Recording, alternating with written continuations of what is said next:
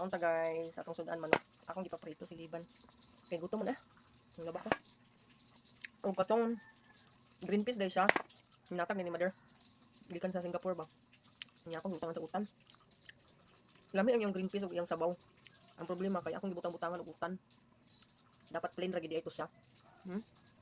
Kaya nasa sauce. Nasa sauce.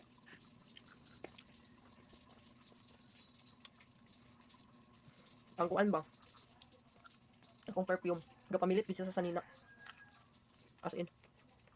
Ang brand ni mga wapanalabhan. Nga nabutangam. Pag suot ni mo otro. Humot kayo. Dili sa kamahayan.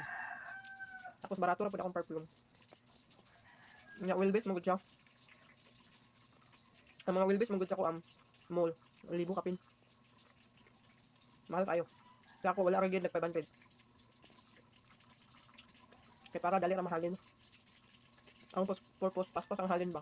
Maud ka mahal kayo wala halin. Tapos manang barato pa sa siya kay wala pa ko'y physical nga store. Kung kunsaya ka nang gusto mag-reseller, ubos akong yatag sa pagyud. Mas dako pa kaginan sa sako. Ito yun ako pa. Di ba sa'yo mamaligya?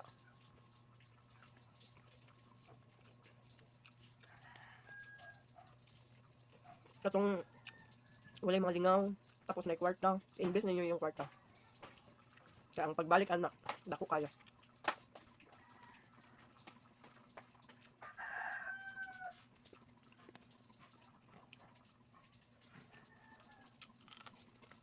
Dami lang dyan. Dami lang sabaw. Ato na ihurot dire. Amin kayo. Dugay na ihatag ni mother. Iwan ako natimanan og luto. Pag abri ako ganina, nada siya sauce. Nga imo pang lataan, wag munggos ba? Imo pa siyang latam.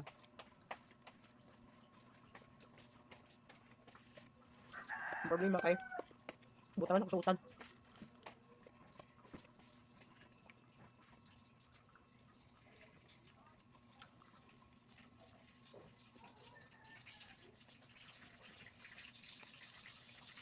Ang perfume, mo gamit mo ng taong perfume.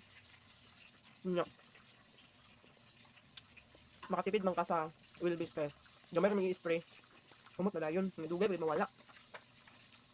Kung katong ordinary nga mga kulon-kulon lang, 100 na lagi kapin. Pero sige sa spray. Nya di ra maabtan og bulam. Nya. Kumot mo simhutan sa tarom.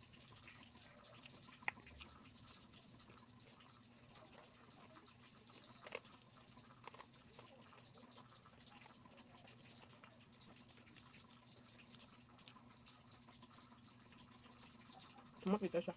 Atin. Ano yung manok guys?